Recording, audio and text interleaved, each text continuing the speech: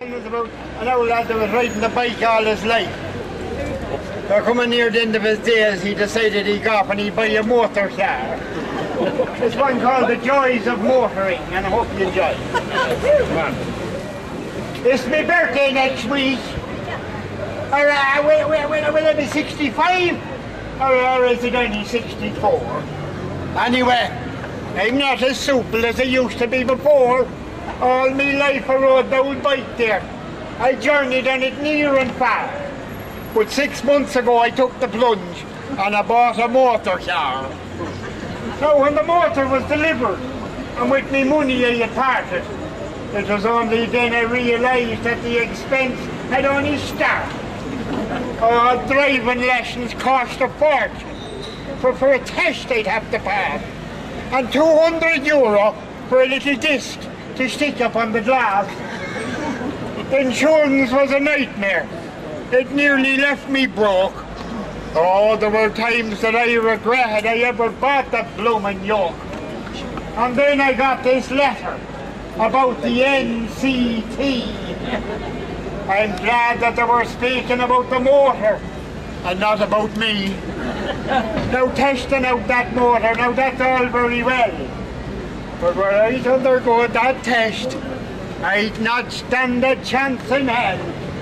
Now, the old chassis is getting rusty, and the suspensions are getting creaky.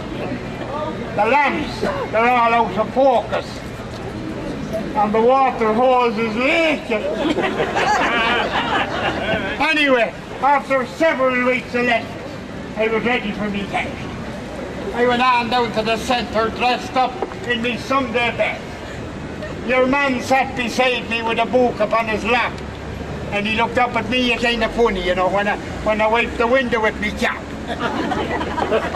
First, says he, we'll travel down, and then we will take a right.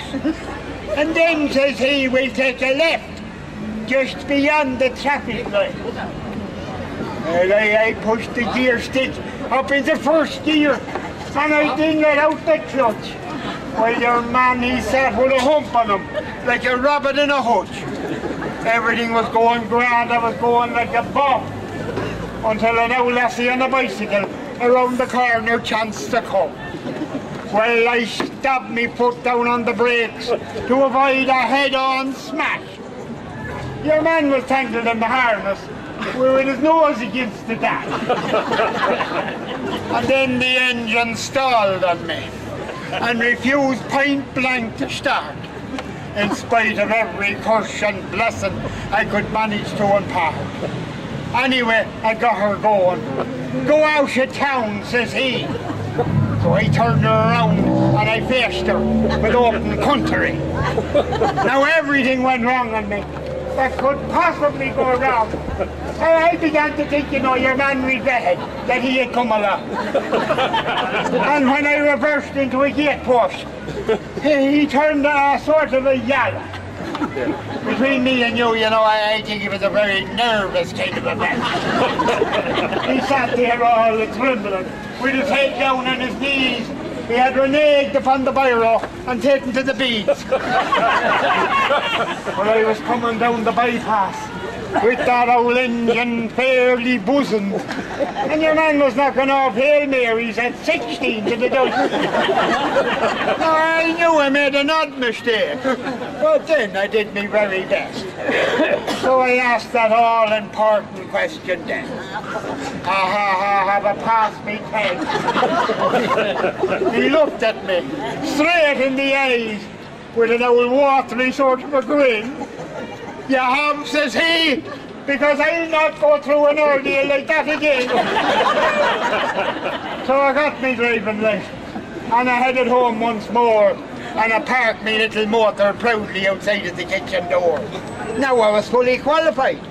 I could drive whenever I'd like, and I'd never more put a leg across that old rally bike.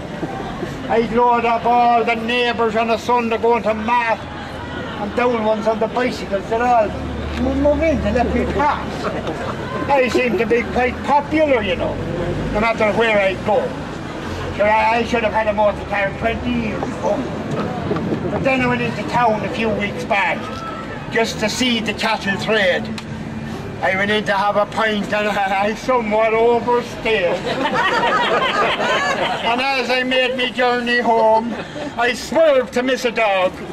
I lost control of my little motor and I submerged her in the bog.